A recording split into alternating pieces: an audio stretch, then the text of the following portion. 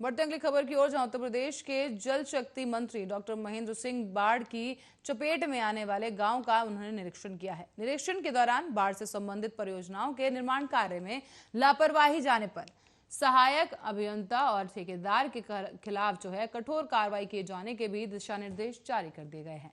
आपको बता दें, मंत्री जी ने कहा कि संचालित बाढ़ कार्यों को 31 मई 2021 तक हर हाल में पूरा कराया जाना चाहिए। जल शक्ति मंत्री ने जनपद बाराबंकी में बाढ़ से बचाव के लिए संचालित निर्माण कार्यों का स्थलीय निरीक्षण किया है।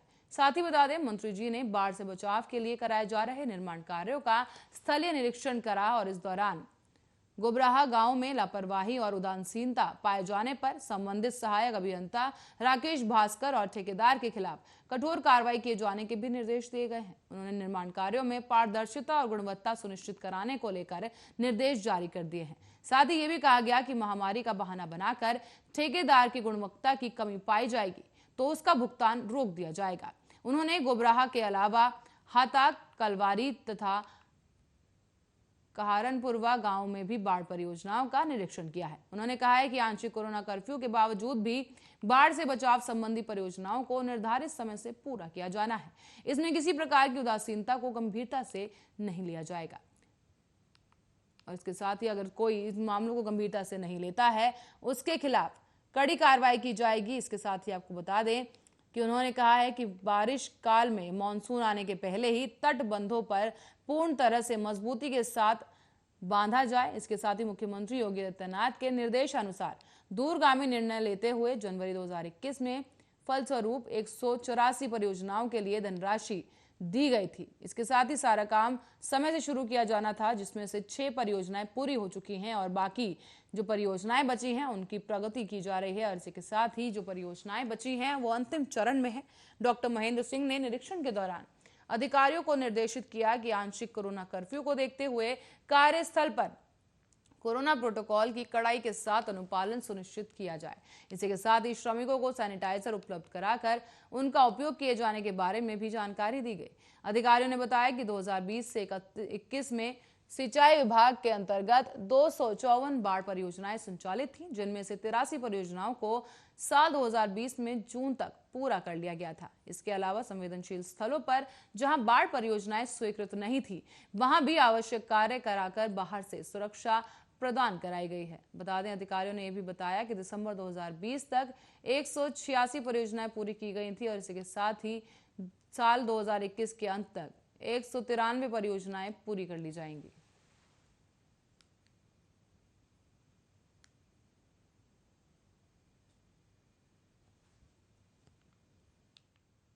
बढ़ते अगली खबर की ओर, गोरखपुर से सख्ती खबर सामने आई है। बता दें, वैश्विक महामारी और वायरस के जो दौरान दूसरी लहर में कोरोना संक्रमण की जो दूसरी लहर चल पड़ी है, इस कदर कहर बरसा रही है कि अचानक मौतों का आंकड़ा बढ़ गया है।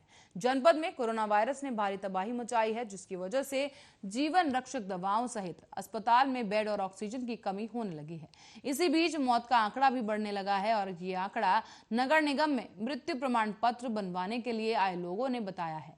अप्रैल महीने से लगाए कई महीने तक, बता दें, अप्रैल महीने से मई महीने तक और दूसरे हफ्ते तक का जो आंकड़ा अपने चरम पर था।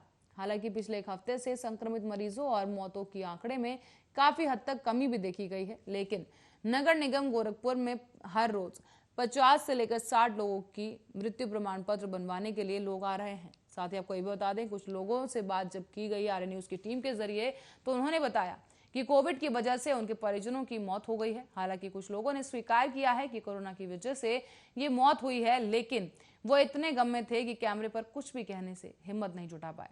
साथ ही आपको बता दें, राप्ती नगर रेल विहार से अपने मामा के घर डेथ सर्टिफिकेट बनवाने के लिए भी एक शख्स वहां पहुंचा, जिसने बताया कि मामा जी की कोविड से मौत हो गई थी और उन्होंने बताया कि हमारे मोहल्ले में कई लोग कोरोना संक्रमित हैं। और इसी के साथ ही जिस तरीके के आंकड़े सामने आ रहे हैं, लोगों की तरफ से कहा जा रहा है कि लगातार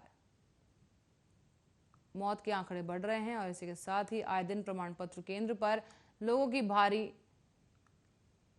भीड़ देखने को मिलती है।